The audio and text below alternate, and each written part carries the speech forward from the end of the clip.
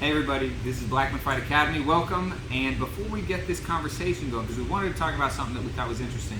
If you are not, if you have not subscribed or liked this yet, make sure to do so, so we can keep bringing you solid content. We can keep getting different guest instructors. We can keep getting things going and talking about things that you want to hear. Make sure if you have an idea or a thought about this or something that you want to see on the channel, leave a comment below. Let us know what you think. So what I want to talk about and what I wanted to get your perspective on is kind of something I've noticed with all that's been happening lately, and that is that I think that Cyril Gane's tear through the heavyweight division really symbolizes something like a big shift in the way that division is going to operate now. I think that whether or not he himself beats Ngannou and takes the belt, I just think that gone are the days where you can plant your feet and just be a big guy and swing, or have one thing, just be a big guy and wrestle. I think you have to have movement. You have to be light on your feet. I think this is kind of a similar shift as to what happened when Cain Velasquez had his brief moment in his prime, and you started seeing guys no longer, he kind of ended that era of the freaks. You had Shane Carwin, Brock Lesnar. It was about bigger. Alistair Overeem, that was when he really came over, initially as Ubereem, and then mysteriously lost a lot of weight. But like the same way Cain Velasquez signaled the end of that, I do think Cyril Gane is the beginning of the true athlete, the freak athlete. And I think that going forward, really quickly, we're going to see that you have to be that. You've got to be that. What do you think? How do you think that he matches up, in your opinion, to Ngannou? I think those leg kicks are dangerous. Cool. Yes. Cyril, I completely agree with you. You're seeing a bunch of guys in the top 5 who no longer have flat feet. Yeah. That was the entire heavyweight division a couple of years ago, and now you can't be flat-footed in the heavyweight division. He's bouncing around, he's quick. You're really starting to see a lot of kind of, as the sport grows, that like NFL, NBA level athleticism come over. Yeah. Big guys who can also move very well. Yeah. As the sport becomes more popular, I think, and this is just my opinion, I agree, we're going to see a lot more people of that caliber coming over. How he matches up against Ngannou, I think if he keeps his range, picks apart his legs, I think he's got a good shot. Yeah.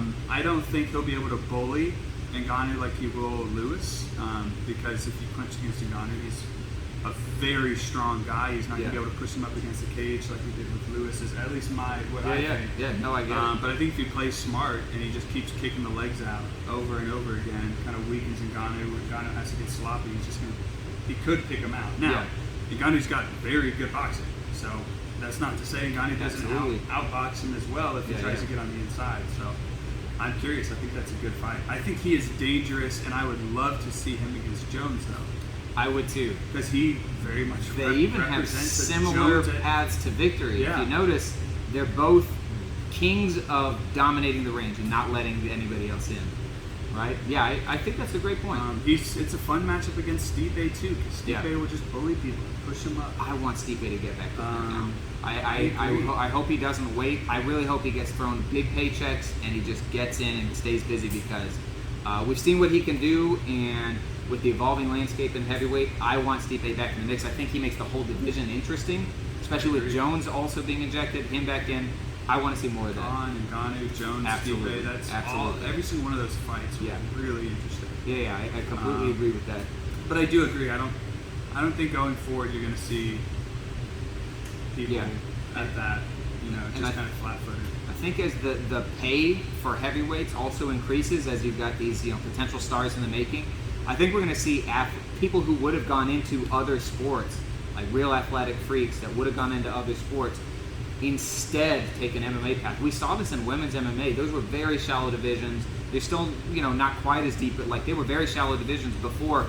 As much as some people hate to give her credit, as before Ronda Rousey, those were extremely shallow divisions. And after she started getting those big paydays and showing you could make money, suddenly you get a whole lot more female fighters. You get a whole lot more interesting people in those divisions. You start getting people from other countries. We had, Weili Zhang come in, and we got a bunch of interesting fighters come in. But that wouldn't have happened if it weren't for those big paydays. So I'm interested to see going forward what happens in heavyweight.